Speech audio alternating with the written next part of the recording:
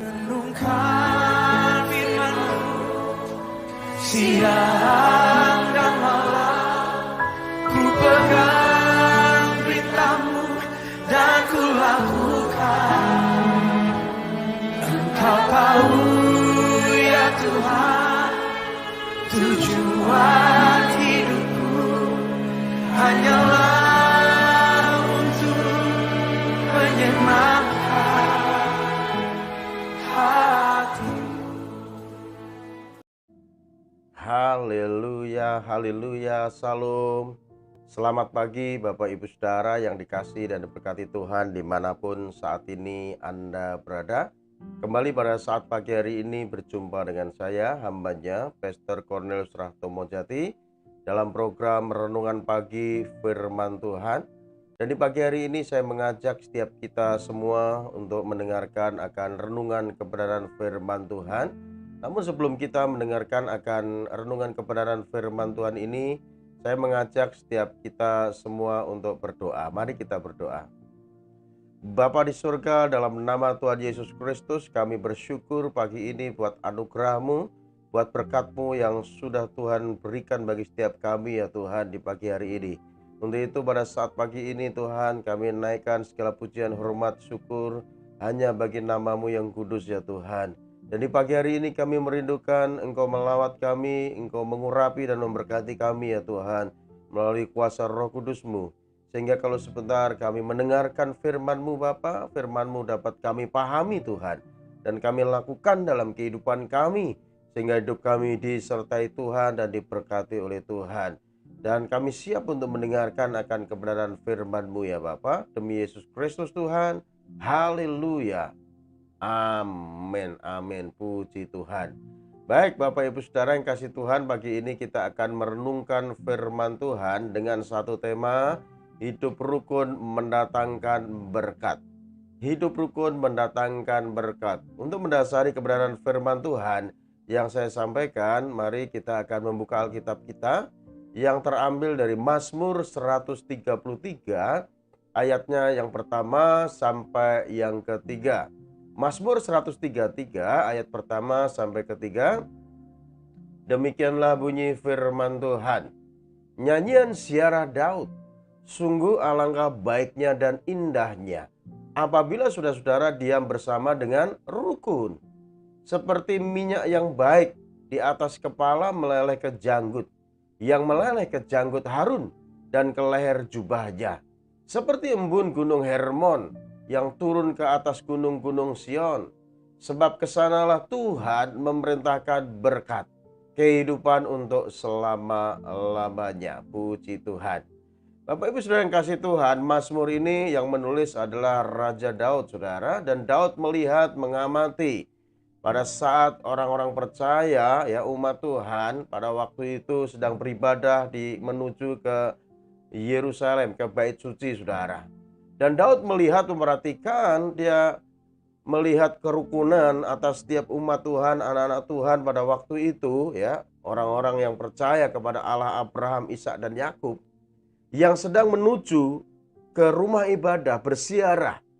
Itu melihat mereka itu ya hidup rukun, dan itu Daud sangat senang sekali pada saat memperhatikan hal seperti itu saudaraku. Bapak Ibu Saudara yang kasih Tuhan, dan Tuhan menginginkan juga bagi setiap kita anak-anak Tuhan ya, kita itu hidup rukun. Karena apa? Karena kerukunan itu akan mendatangkan berkat bagi setiap kita saudara. Dan Tuhan mau kita memelihara kasih persaudaraan, kita memelihara kehidupan rukun di tengah kehidupan dimanapun Tuhan tempatkan untuk kita ada di sana saudara. Dan kalau kita mau jujur, kalau kita ya hidup tanpa ada kerukunan ya, kita hidup dalam permusuhan, hidup dalam pertikaian, saya yakin ya hidup kita tidak akan diberkati Tuhan. Tidak ada damai sejahtera, tidak ada sukacita ya, tidak ada kasih dalam kehidupan manusia, sehingga ya manusia kehilangan banyak hal dalam kehidupannya. Makanya Bapak Ibu Saudara yang kasih Tuhan, Raja Daud ini mengamati kehidupan setiap anak-anak Tuhan yang sedang berziarah menuju ke Yerusalem. ke bait suci pada waktu itu, saudaraku. Dan Daud melihat mereka semua pada datang untuk beribadah itu dengan penuh sukacita, mereka sambil bernyanyi, ya. Mereka datang bersama keluarga, bersama istri, anak, ya, bersama orang tua, ya, bersama teman-teman yang lainnya. Mereka semua itu hidup rukun. Makanya Daud itu melihat, mengamati, dan dia mengatakan, sungguh alangkah indahnya dan baiknya bila saudara semua hidup rukun bersama. Seperti minyak yang baik meleleh ke atas kepala, meleleh ke janggut. Yang meleleh ke janggut Harun dan ke leher jubahnya. Dan itu diutamakan oleh Raja Daud. Lalu seperti embun gunung Hermon yang turun ke atas gunung-gunung Sion. Sebab kesanalah Tuhan memerintahkan berkat. Kehidupan untuk selama-lamanya. Bapak Ibu Saudara yang kasih Tuhan, kalau kita merindukan hidup kita diberkati Tuhan, mari kita pelihara kerukunan dalam kehidupan kita, saudaraku. Kita harus hidup rukun dimanapun Tuhan tempatkan. Yang pertama yang perlu kita jaga untuk hidup rukun, kita harus memiliki kerukunan di dalam apa? Lingkungan kita. Kita harus memiliki kerukunan di dalam kehidupan lingkungan kita, dimanapun Tuhan tempatkan, saudara. Ya, di dalam lingkungan bermasyarakat, ya, kita harus hidup rukun. Ya, kita kan manusia makhluk sosial, saudara. Kita nggak bisa hidup sendiri. Tentunya kita membutuhkan orang lain juga, ya kan? Dan tetangga kanan kiri, itulah seringkali ya, menjadi orang yang terdekat buat kita. Ya, kadang keluarga kita, ya mungkin orang tua kita, kakak kita, adik kita itu jauh dari kita. Ya, orang yang terdekat dengan kita, ya tetangga kita kanan kiri, ya depan belakang, itulah tetangga kita.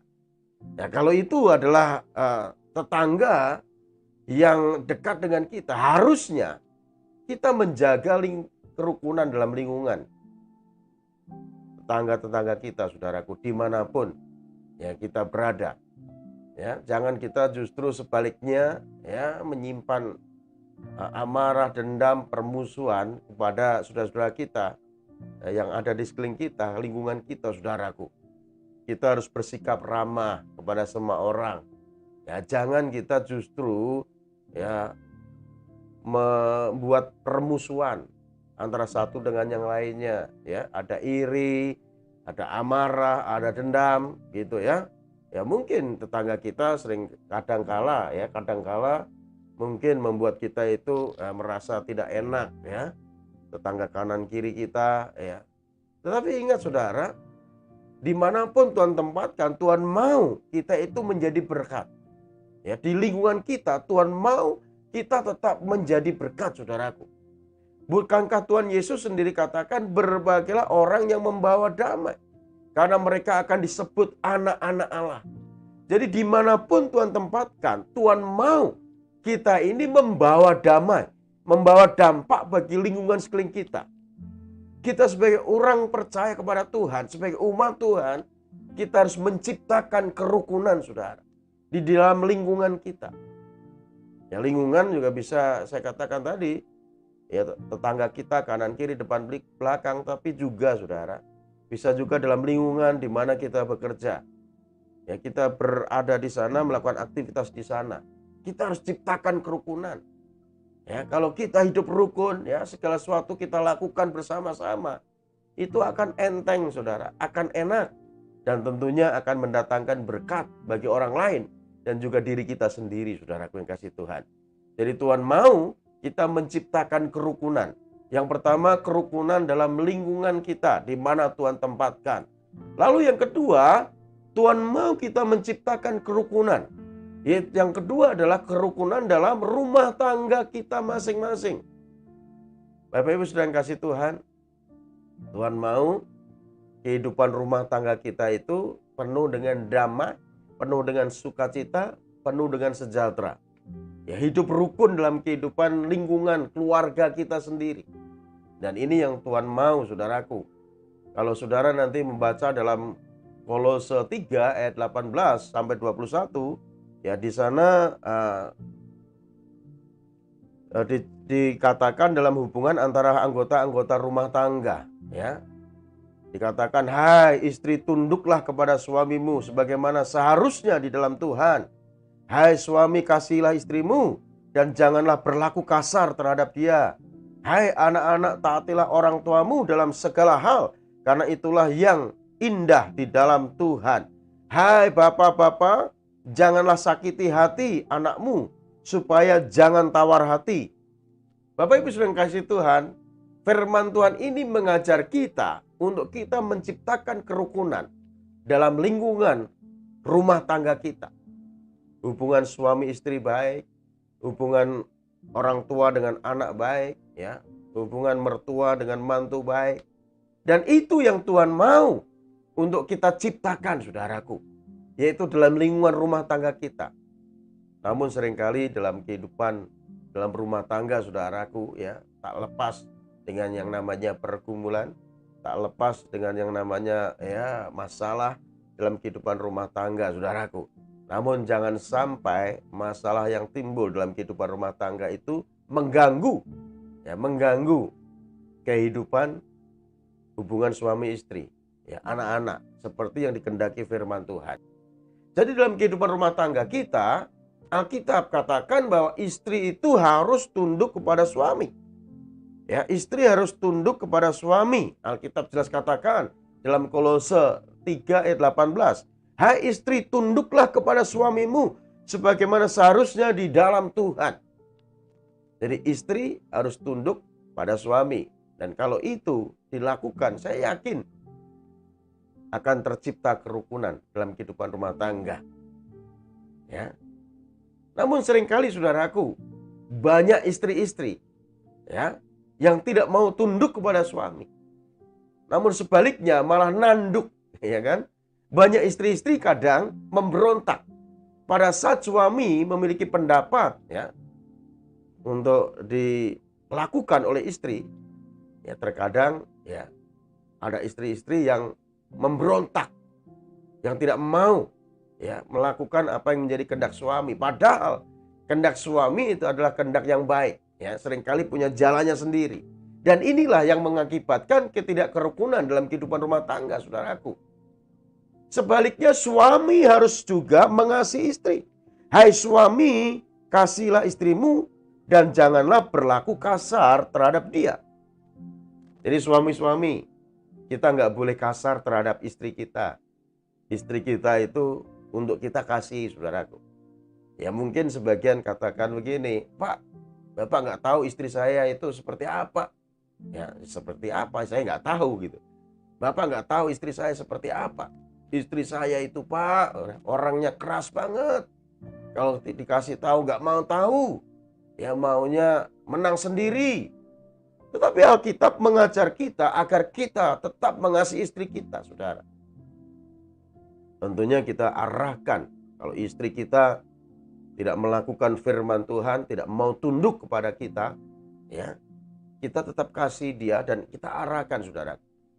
Tunduk di sini bukan berarti, ya, kita nurut apa-apa yang dikatakan suami kita lakukan. Sekalipun apa yang dikatakan suami itu bertentangan dengan kebenaran firman Tuhan. Bukan seperti itu, saudaraku. Istri tunduk kepada suami itu sesuai kebenaran firman Tuhan. Karena istri memang mengasihi Tuhan. Karena istri memang mau mentaati firman Tuhan. Sebaliknya suami juga mengasihi istri karena itu perintah Tuhan. Amin, Bapak Ibu saudara yang kasih Tuhan. Dan seringkali hal ini tidak kita lakukan. Sehingga tidak ada kerukunan dalam kehidupan keluarga kita, rumah tangga kita, saudaraku. Seandainya keluarga-keluarga Kristen, keluarga orang percaya menerapkan kebenaran firman Tuhan ini, maka akan tercipta kerukunan dalam kehidupan rumah tangga kita, saudaraku yang kasih Tuhan. Lalu anak harus menghormati orang tua. Alkitab katakan, hai anak-anak, taatilah orang tuamu dalam segala hal, karena itulah yang indah di dalam Tuhan. Jadi anak-anak harus taat kepada orang tua, harus menghormati orang tua. Kadang ada anak-anak yang ya memberontak, anak-anak yang tidak mau menghormati orang tua, mau hidup semaunya sendiri, saudaraku. Ya, diarahkan tidak mau. Ya, memang anak-anak zaman sekarang kalau salah asuh dari sejak kecil, saudaraku, ini akan bahaya. Makanya orang tua, mari kita didik anak kita itu di dalam takut akan Tuhan. Kita ajarkan kebenaran firman Tuhan.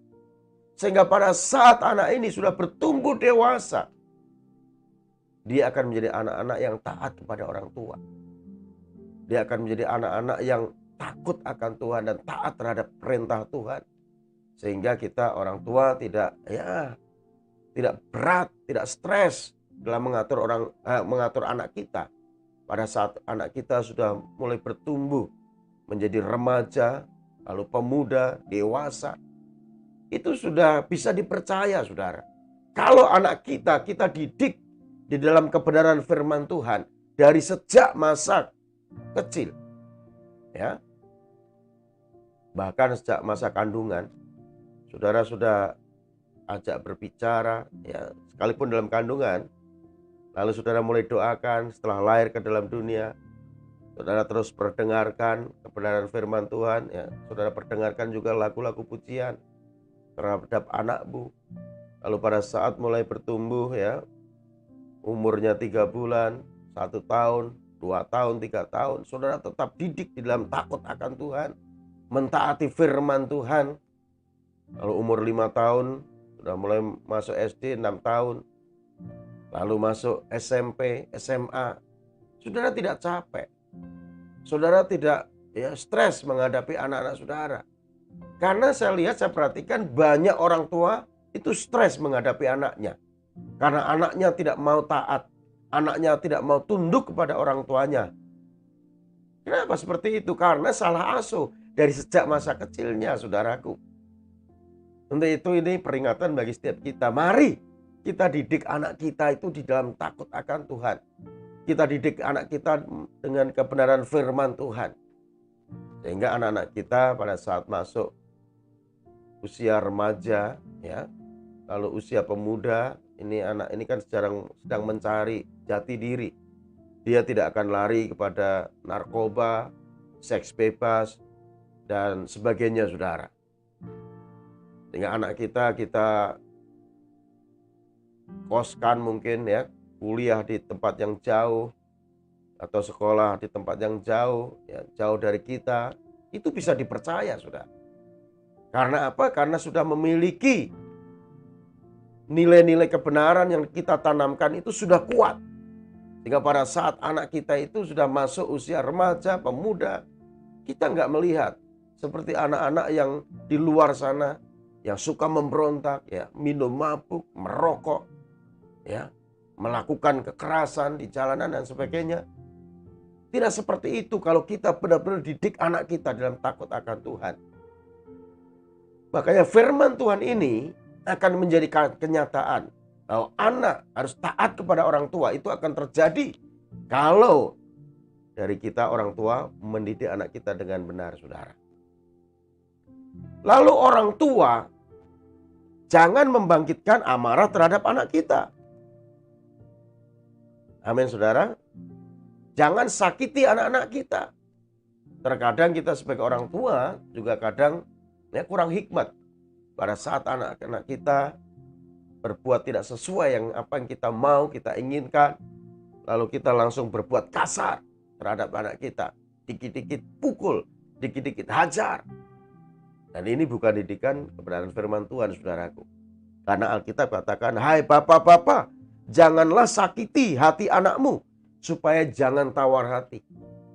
Karena apa, saudara? Kalau anak kita sudah sakit hati, sudah tawar hati, sudah menyimpan kepahitan kepada orang tua, maka ini adalah bibit-bibit.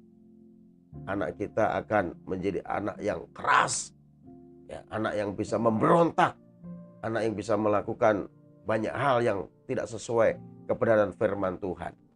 Untuk itu Bapak Ibu Saudara yang kasih Tuhan, mari bila kita mau mendidik anak kita ini di dalam takut akan Tuhan, kita ciptakan kerukunan dalam lingkungan keluarga kita, saudara. Jadi istri harus tunduk kepada suami, suami harus mengasihi istri, anak harus taat menghormati orang tua tidak membangkitkan amarahnya terhadap anak, ya, tidak berlaku kasar terhadap anak supaya tidak tawar hati, sehingga kerukunan dalam kehidupan keluarga ini akan terjadi, saudaraku.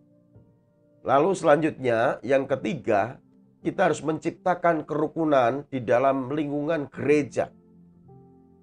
Setiap orang-orang percaya kepada Tuhan tentunya beribadah kepada Tuhan di gereja, saudaraku. Dan setiap kita sebagai orang yang percaya kepada Tuhan, ya, kita harus menciptakan kerukunan di dalam lingkungan gereja kita, di mana kita beribadah. Amin, Bapak Ibu saudara kasih Tuhan. Jadi jemaat dengan hamba Tuhan memiliki hubungan yang baik. Hamba Tuhan dengan jemaat juga memiliki hubungan yang baik, ya, sehingga tercipta kerukunan dalam lingkungan gereja. Mungkin saudara berpikir, masa Pak di dalam lingkungan gereja tidak ada kerukunan? Ya, masa Pak dalam lingkungan gereja bisa ada pertikaian? Bisa ada, saudaraku. Ya, kita bisa menjumpai dalam lingkungan gereja juga ada, ya, orang-orang yang bertikai di gereja. Ya, ada iri satu dengan yang lainnya, rebutan pelayanan dan sebagainya, itu ada. Jangan pikir tidak ada hal itu dalam lingkungan gereja. Ada, saudara yang kasih Tuhan. Ya, ada gembala yang kepahitan dengan jemaatnya, lalu jemaat kepahitan dengan gembala. Ya, ini bahaya kalau tidak ada kerukunan dalam lingkungan gereja, saudaraku. Kalau jemaat kepahitan dengan gembala atau pendeta, itu kerjaannya cuma tukang kritik, saudara.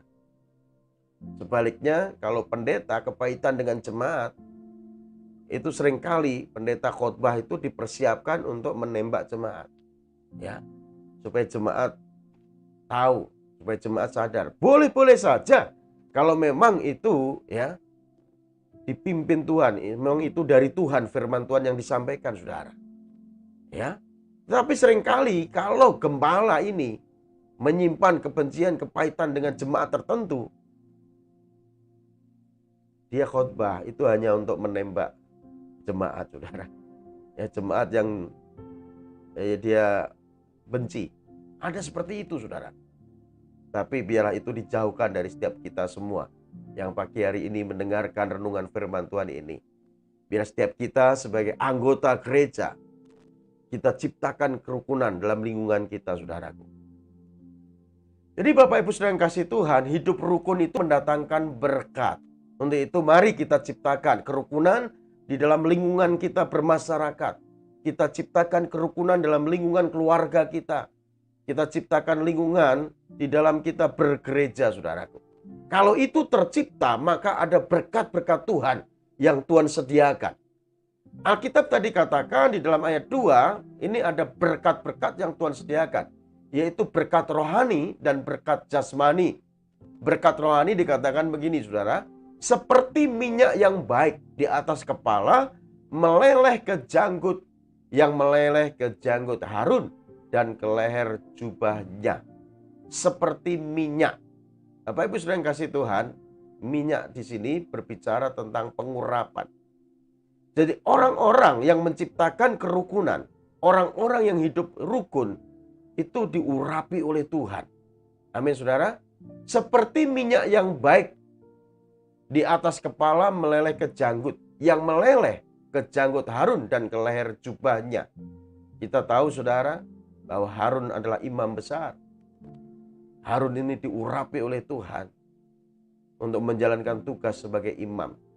Dan kita perlu ketahui bahwa dalam perjanjian lama, Tuhan itu mengurapi hanya orang-orang tertentu. Imam, raja, hakim-hakim, nabi-nabi itu diurapi oleh Tuhan dengan satu tujuan untuk melakukan tugas yang Tuhan percayakan, saudaraku. Dan pada saat orang-orang yang diurapi Tuhan ini, yang dipilih Tuhan ini untuk melakukan tugas panggilannya sebagai hamba-hamba Tuhan untuk memimpin umat Tuhan, tidak taat melakukan kehendak Tuhan, pengurapan itu bisa hilang, saudara. Pengurapan itu bisa undur dari hamba Tuhan ini. Ya, itu dalam perjanjian lama. Contohnya Saul, pada saat Saul tidak taat melakukan firman Tuhan, Alkitab katakan roh Tuhan undur dari Saul. Namun ingat saudara, di dalam perjanjian baru, di dalam zaman sekarang, zaman kasih karunia, kita orang percaya itu dimeteraikan oleh Roh Kudus. Ada roh Allah dalam diri kita. Ada pengurapan Tuhan dalam diri kita orang percaya. Dan pada saat orang percaya melakukan dosa, apakah Roh Kudus masih tetap tinggal dalam diri orang percaya? Apakah Roh Kudus keluar dalam diri orang percaya seperti di perjanjian lama? Tidak, saudara. Roh Kudus tetap ada, tinggal dalam diri orang percaya. Dia tetap ada, tapi Roh Kudus didukakan, saudara.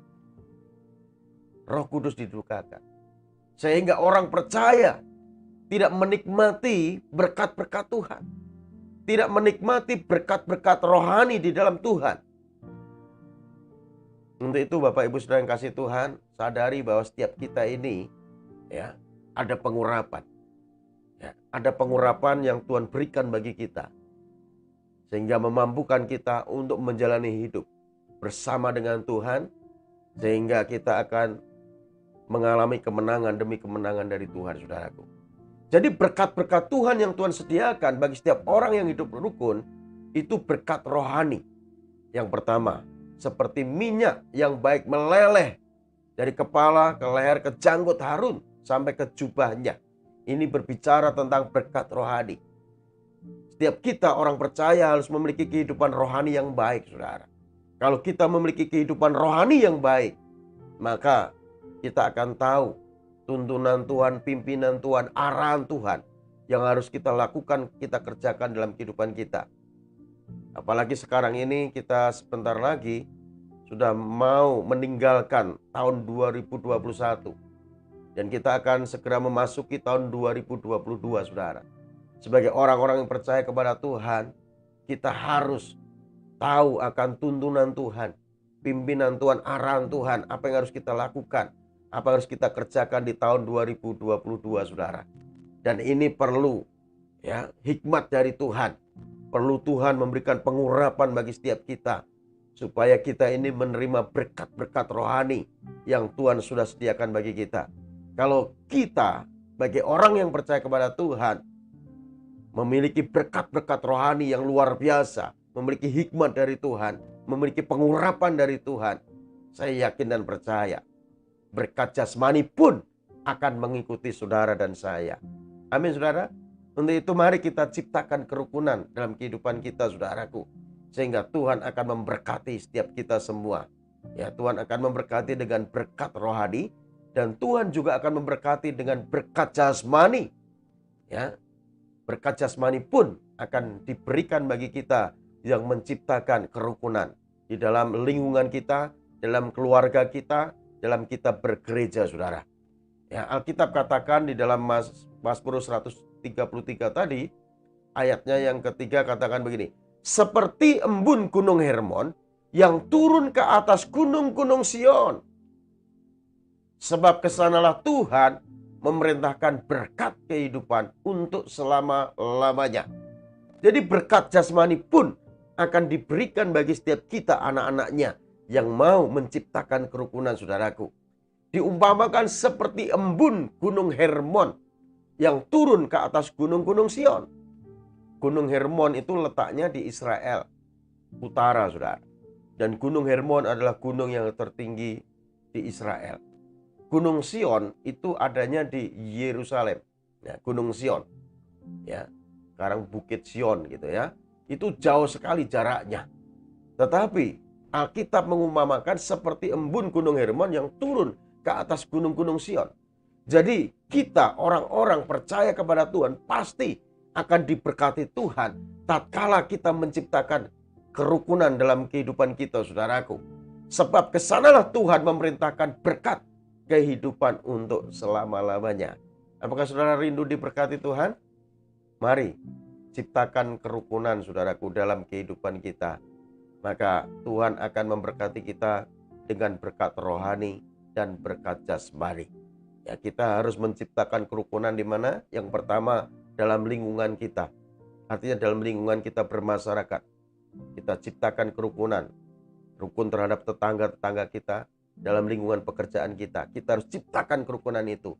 Lalu yang kedua, kita harus menciptakan kerukunan dalam kehidupan rumah tangga kita. Kalau rumah tangga kita rukun, tidak ada pertikaian antara suami, istri, orang tua, anak, maka saya yakin dan percaya keluarga itu adalah akan menikmati berkat-berkat Tuhan. Keluarga itu ada damai sejahtera. Lalu yang ketiga, kita harus ciptakan kerukunan di dalam lingkungan gereja kita, dalam lingkungan pelayanan kita. Dan kalau kita ciptakan kerukunan dalam 3 hal tadi, yaitu dalam lingkungan kita, keluarga, dalam bergereja, maka Tuhan menyediakan berkat rohani dan berkat jasmani bagi setiap kita, saudaraku. Untuk itu mari, kalau saat ini Roh Kudus mengingatkanmu terhadap orang-orang tertentu yang mungkin membuat saudara tidak ada kerukunan, kita harus lepaskan pengampunan. Dan kita mulai mengasihi orang itu, saudaraku. Mungkin kita bisa datangi orang itu, lalu kita boleh bersalaman. Ya, jangan ciptakan permusuhan, saudaraku. Ciptakan kerukunan dimanapun Tuhan tempatkan. Supaya hidupmu diberkati Tuhan. Supaya berkat rohani, berkat jasmani itu turun ke atas saudara dan saya. Sebentar kita akan memasuki tahun 2022. Saya yakin dan percaya kalau kita menciptakan kerukunan, maka tahun 2022 ada berkat-berkat Tuhan yang Tuhan sediakan dalam kehidupan kita. Amin, saudara. Mari kita berdoa. Bapa, terima kasih buat firman-Mu pagi ini, Bapa, yang mengajar kami, mengingatkan kami untuk kami hidup rukun, ya Tuhan. Biarlah Tuhan Yesus, kami boleh menciptakan kerukunan dalam kehidupan lingkungan di mana kami berada, ya Tuhan. Supaya kami menjadi terang, menjadi garam dimanapun Tuhan tempatkan. Dan menjadi berkat bagi orang-orang kami jumpai, ya Tuhan. Dan biarlah firman-Mu yang mengajar kami pagi ini, kami juga mau menciptakan kerukunan dalam kehidupan keluarga kami, ya Tuhan. Untuk itu Bapa, kalau saat ini ada keluarga-keluarga di antara umat-Mu yang retak, Tuhan, hubungan suami istri kurang harmonis, Engkau persatukan kembali dengan kasih-Mu, ya Tuhan. Kalau ada anak-anak yang memberontak terhadap orang tua, Tuhan lembutkan hatinya. Ciptakan kerukunan di dalam kehidupan keluarganya, ya Tuhan. Dan Engkau juga memulihkan, Tuhan, gereja-Mu, ya Tuhan, yang saat ini mungkin terpecah-pecah oleh karena masalah doktrin, oleh karena masalah hal-hal yang tertentu yang tidak cocok satu dengan yang lainnya. Tuhan, satukan gereja-Mu seperti doa-Mu, ya Tuhan, agar mereka menjadi satu sama seperti kita adalah satu. Untuk itu berkati kami semua pagi ini, ya Tuhan, dengan berkat rohani dan berkat jasmani. Terima kasih Bapa, kami menyerahkan kehidupan kami sepanjang hari ini dalam pimpinan Tuhan. Berkati kami semua, ya Tuhan. Dan sebelum kami berpisah, Tuhan, kami rindukan Engkau memberkati kami dengan berkat yang terbaik. Mari kasih Tuhan, bermata hati Tuhan. Arahkan hatimu untuk kita menerima berkat yang terbaik dari Tuhan. Terimalah anugerah berkat yang berlimpah-limpah dari Allah Bapa kita di sorga. Cinta kasih sayang daripada Tuhan kita Yesus Kristus, oleh persekutuannya dengan kuat kuasa Roh Kudus menyertai kita sekalian. Mulai saat ini, besok, hingga Yesus menjemput kita masuk dalam kehidupan kekal sampai selama-lamanya. Setiap kita yang sudah diberkati Tuhan dan yang percaya, sama-sama katakan amin, amin, puji Tuhan. Baik Bapak Ibu Saudara yang kasih Tuhan, kita sudah tiba di penghujung program kita pagi hari ini. Ya, sampai berjumpa kembali di lain waktu dalam kesempatan yang terbaik buat kita semua untuk kembali mendengarkan firman Tuhan. Pada akhirnya saya, Pastor Cornelius Rahtomo Jati, undur diri dari ruang live streaming, dan doa saya buat saudara semua tetap sehat selalu, tetap diberkati Tuhan, tetap penuh sukacita. Tuhan Yesus memberkati kita semua. Salam. Renungkan firman-Mu, siap